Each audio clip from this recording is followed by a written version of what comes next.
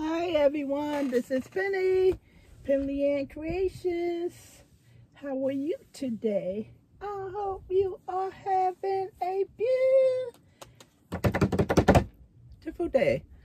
Excuse me in advance if I start coughing. Tip Tuesday, Tip Tuesday, Tip Tuesday. It's gonna be a quick one, everyone. This is the project that I have been working on. This is the third yarn skein, and it is getting big. It's just fit in the middle of a king size bed. Okay, so today's tip is how to secure the yarn when you use so much of it and the yarn label has room. This is what I do. I take, because if you, as you know, I'm not preaching to you, but you know these things. If you continue to pull this, and as it go down, you're gonna get a ball of yarn that's gonna come out, and most likely it may form into a knot. So how I prevent that from happening is I take the label. Now most of the time with this yarn is called sepia. It's 100% acrylic. Now I know most of the time I'm not concerned too much about the yarn name, like Karen Jumbo Ombre, because I know if I'm working with it, I know what this is.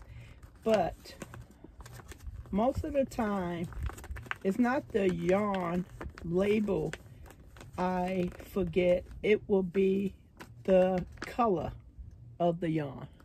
So what I do is I gather up the label and I fold it down.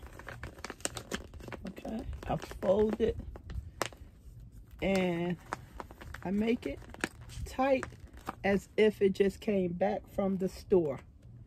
Okay, but not too tight that, see, I can feel it's a little tug, so I have to release it some more, that the yarn can't advance. See, this is still too tight.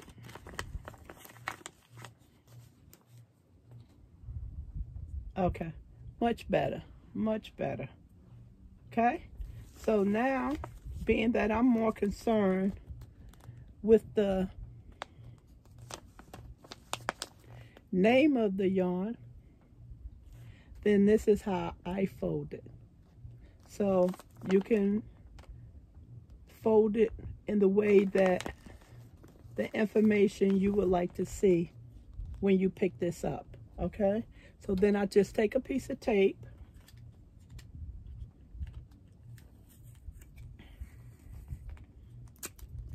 this is just one. This is actually this is actually a thick label. Okay, so I just usually use one. One is good enough. It holds it. See? Much better. Remember when I put my hand through it? Now, this is a way of preventing you from pulling out too much yarn because the label is not supporting the skein anymore. Okay, and I was working with this yarn yesterday, so this is actually what I do. So just want to show you that. And I took this out the basket because in the basket I have a lot of yarn that when I finished the project I had yarn left over. So instead of just storing it without the label, I just make sure I put the label tightly around it so it can hold some type of a shape or form.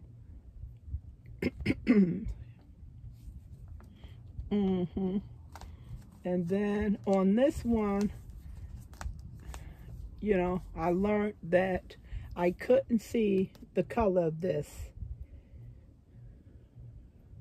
I know the name of this. It's just not coming to me. But I know the name of this. It'll come to me when I end the video. So that's when I learned not to do it this way, because I couldn't see the color.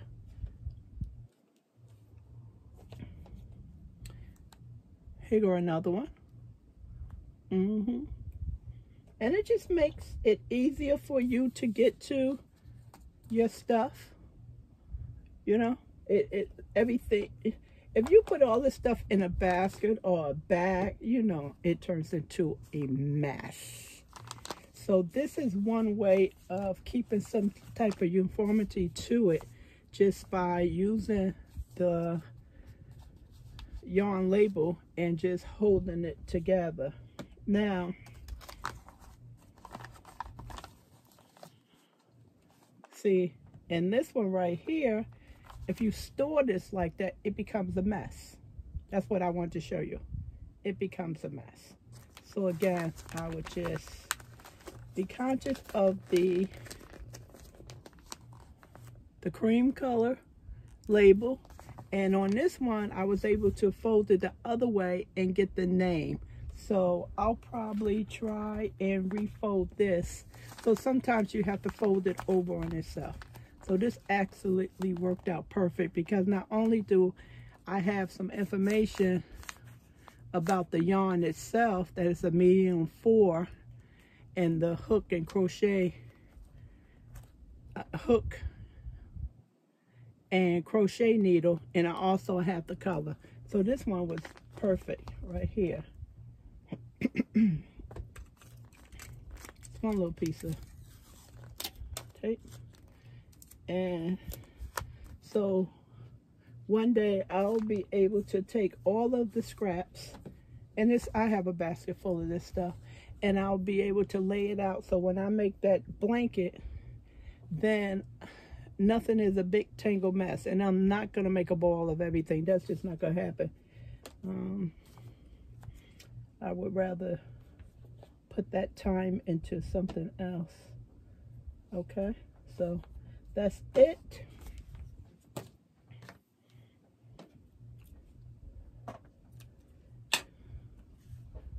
That's it for today.